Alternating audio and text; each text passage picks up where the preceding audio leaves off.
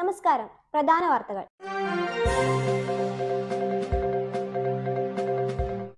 തിരുവനന്തപുരം ടെക്നോസിറ്റിയിലെത്തിയ കാട്ടുപോത്തിനെ മയക്കുവെടി വെക്കും.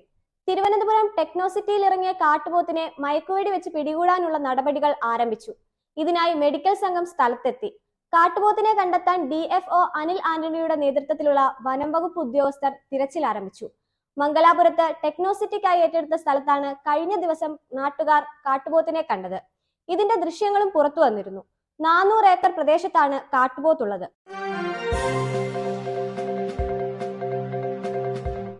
പനിച്ചു വിറച്ച സംസ്ഥാനം. 37,314 പേർ ചികിത്സയിൽ.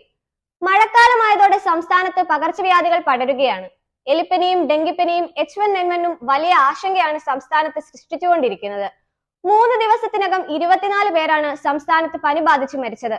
മരിച്ചവരിൽ 9 പേർ H1N1 ബാധിച്ചും 8 പേർ എലിപ്പനി ബാധിച്ചുമാണ് മരിച്ചത്. ഇതോടെ 37,314 പേരാണ് പനി ബാധിച്ച് വിവിധ സർക്കാർ ആശുപത്രികളിൽ ചികിത്സ നേടിയത്.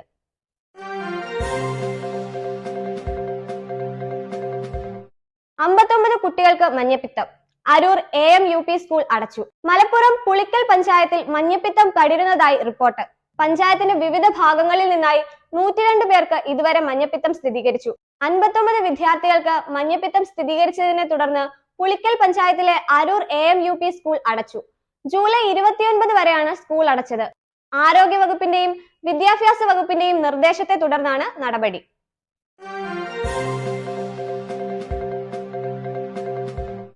സംസ്ഥാനത്തെ സർക്കാർ ഓഫീസുകളിലും ഇനി UPI വഴി പണമടയ്ക്കാം. സർക്കാർ ഓഫീസുകളിലും ഇനി UPI വഴി പണമടയ്ക്കാൻ അനുമതി നൽകി ധനം വകുപ്പ്.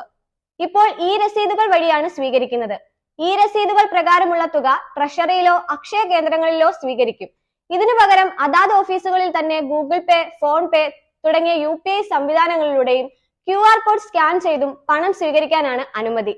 ട്രഷറിയിലും അക്ഷയ കേന്ദ്രങ്ങളിലും പോകാതെ ജനങ്ങൾക്ക് പണമടയ്ക്കാനാകും.